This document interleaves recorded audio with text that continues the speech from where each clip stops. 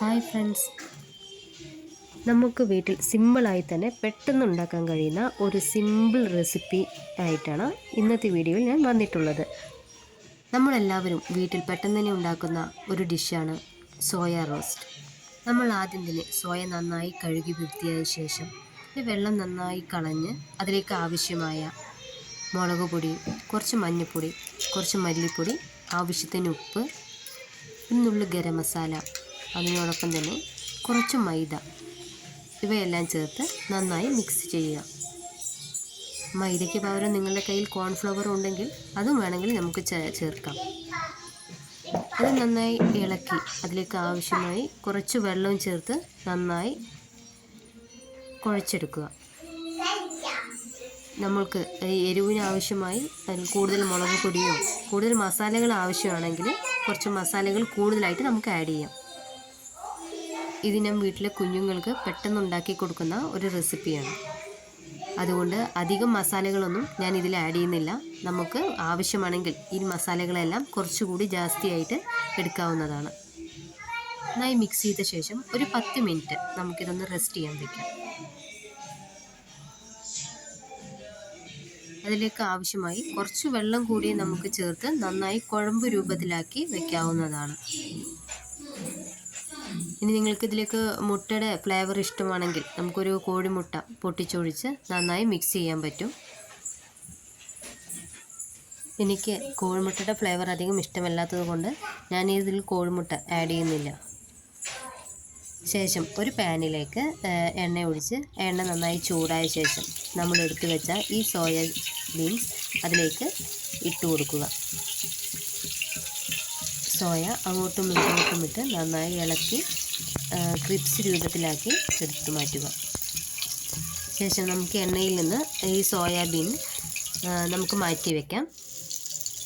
അധികം കരിയാതെ നല്ല ക്രിപ്സ് രൂപത്തിലാക്കി വേണം നമ്മൾ സോയ ഇതിൽ നിന്ന് മാറ്റി വയ്ക്കാൻ. ഒരു മീഡിയം ഫ്ലെയിമിൽ വേണം നമ്മൾ ഗ്യാസ് ഓൺ ചെയ്യാൻ. ഇത് പെട്ടെന്ന് തന്നെ കരിഞ്ഞു പോകും. പിന്നീട് പൊരിച്ച എണ്ണയിലേക്ക് നമുക്ക് ആവശ്യമായ കുറച്ച് സവാള നന്നായി ചെറുതായി അരിഞ്ഞത് അതിലേക്കിട്ട് നന്നായിട്ട് മിക്സ് ചെയ്ത് കൊടുക്കാം.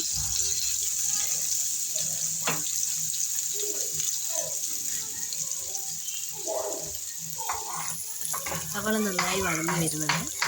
സവാള നന്നായി വഴഞ്ഞൊരു ബ്രൗൺ നിറം ആകുമ്പോൾ തന്നെ നമുക്ക് അതിലേക്ക് ആവശ്യമായ കുറച്ച് തക്കാളിയും ഒരു 2-3 പച്ചമുളകും കുറച്ച് മല്ലിയിലയും പുതിനയും അതോടൊപ്പം തന്നെ കുറച്ച് ഇഞ്ചിയും വെളുത്തുള്ളിയും എല്ലാം ചേർത്ത് നന്നായിട്ട് ഇളക്കി ഒരു കുഴമ്പ് രൂപത്തിലാക്കി എടുക്കുക.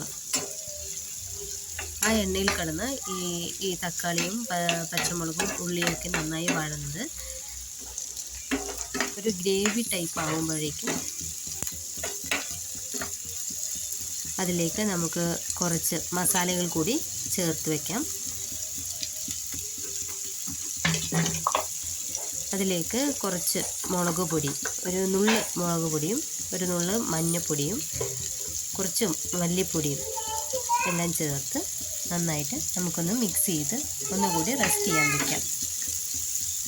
ഈ പൊടികളെല്ലാം തന്നെ ഈ എണ്ണയിലും ഈ ഉള്ളിയിലും സവാളയിലും കിടന്ന് നന്നായി വെന്ത് അതൊരു കുഴമ്പ് രൂപത്തിലാവുന്നത് വരെ നന്നായി നമ്മൾ ഇളക്കി കൊടുക്കുക. ആ എണ്ണയിൽ കിടന്ന് സവാളയും തക്കാളിയും ഒക്കെ നന്നായി വഴന്ന് വരുന്നുണ്ട്.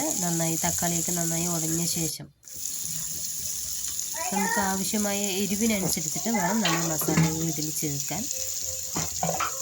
നമുക്ക് എരിവ് കൂടുതൽ വേണമെങ്കിൽ നമുക്ക് കുറച്ചുകൂടി കൂടുതലായി മുളക് പൊടിയും മഞ്ഞൾപ്പൊടിയും മല്ലിപ്പൊടിയൊക്കെ ചേർക്കാവുന്നതാണ്.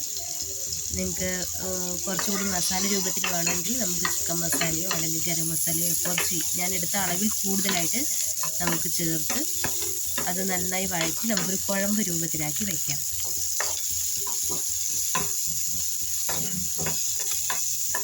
നമ്മുടെ മസാല നന്നായി വഴഞ്ഞു വന്നിട്ടുണ്ട്. ഇനി അതിലേക്ക് നമ്മൾ മാറ്റി വെച്ച സോയ ചേർത്ത് നമുക്ക് ഇളക്കാം.